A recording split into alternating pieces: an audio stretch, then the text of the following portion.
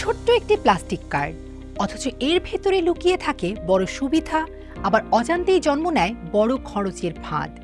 দেশে ক্রেডিট কার্ডকে এখনো দেখা হয় শুধু খরচের উপায় হিসেবে। এর পেছনে অবশ্য কারণও আছে। প্রায় সময়ই গ্রাহকরা ব্যাংকগুলোর বিরুদ্ধে তাদের অসতর্কতায় কার্ডের ওপর নানা মাশুল আরোপের অভিযোগ তোলেন। এছাড়া সুদ, বার্ষিক ফি, লেট ফি, ক্যাশ অ্যাডভান্স চার্জ সহ আরও নানা রকম ফি রয়েছে। আজ জানব ক্রেডিট কার্ডে অপ্রয়োজনীয় মাশুল এড়ানোর 10টি কার্যকর কৌশল। ক্রেডিট কার্ডে সাধারণত 20 থেকে 45 দিনের গ্রেস পিরিয়ড থাকে। এ সময়ের মধ্যে সম্পূর্ণ বকেয়া পরিশোধ করলে সুদ লাগে না।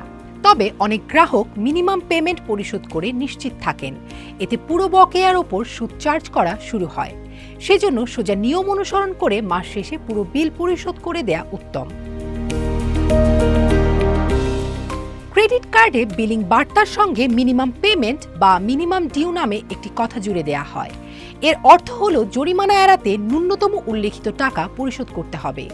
এক্ষেত্রে অপরিশোধিত বাকি টাকার উপর সুদ আরোপ হতেই থাকে। বিকাশ পেমেন্টে 10,000 টাকার বেশি অফার, শপিং চলছে তো। ধরা যাক একজন গ্রাহকের 50,000 টাকা বকেয়া, তিনি 5,000 টাকা মিনিমাম পেমেন্ট পরিশোধ করলেন।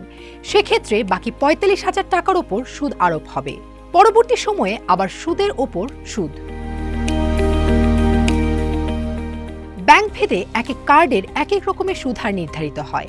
সব কার্ডের সুদ হার এক নয়। কোনো কোনো ক্ষেত্রে কার্ডের বার্ষিক সুদ হার 15 থেকে 17% হতে পারে। সেক্ষেত্রে নিয়মিত গ্রাহকদের উচিত ব্যাংকের সঙ্গে কথা বলা। অনেক সময় সুদ হার কমানো বা ফি মওকুফের সুযোগ থাকে। ডেবিট কার্ডে থাকা টাকা গ্রাহকের নিজের, কিন্তু ক্রেডিট কার্ডের টাকা গ্রাহকের নয়। মনে রাখতে হবে, ক্রেডিট কার্ডের মূল উদ্দেশ্য কেনাকাটা করা। এক্ষেত্রে ব্যয় হওয়া টাকা আবার নির্দিষ্ট সময়ের মধ্যে পরিশোধ করে দিতে হয়। সেজন্য সবসময় ক্যাশ অ্যাডভান্স থেকে দূরে থাকাই উত্তম, কারণ এতে কার্ড ভেদে 2 থেকে 5% পর্যন্ত চার্জ গুনতে হতে পারে। খুব জরুরি না হলে কার্ড দিয়ে নগদ টাকা তোলা ঠিক হবে না। অনেক ব্যাংক নির্দিষ্ট পরিমাণ খরচ করলে বার্ষিক ফি মওকুফ করে। শর্তগুলো পড়ে দেখতে হবে। যদি কার্ড খুব কম ব্যবহার করা হয় তাহলে ব্যাংকে ফোন করে ফি ওয়েভারের আবেদন করা যায়। কার্ডের ইএমআই অফার সবসময় আকর্ষণীয়। 0% সুদ লেখা থাকলেও কার্ডের প্রসেসিং ফি বা হিডেন চার্জ থাকতে পারে। আবার পেমেন্ট গেটওয়েরও বিভিন্ন ফি থাকে। তাই ইএমআইতে কেনাকাটার আগে মোট কত টাকা ব্যয় হবে তা গুনে নেওয়া প্রয়োজন।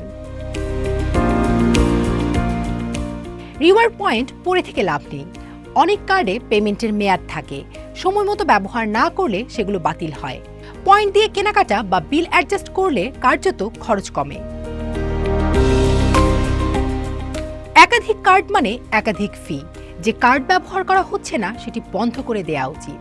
তবে একেবারে পুরনো ভালো ট্র্যাক রেকর্ড থাকা কার্ড হুট করে বন্ধ করলে তা গ্রাহকের ক্রেডিট স্কোরে প্রভাব ফেলতে পারে। তাই আগে ব্যাংকের সঙ্গে পরামর্শ করে নিতে হবে। যদি কেউ বেতন পায় মাসের 25 তারিখে আর তাকে বিল পরিশোধ করতে হয় 10 তারিখে, তাহলে চাপ তৈরি হবে। অনেক ব্যাংক বিলিং ডেট পরিবর্তনের সুযোগ দেয়। সময় মিলিয়ে নিলে দেরি হওয়ার ঝুঁকি কমে।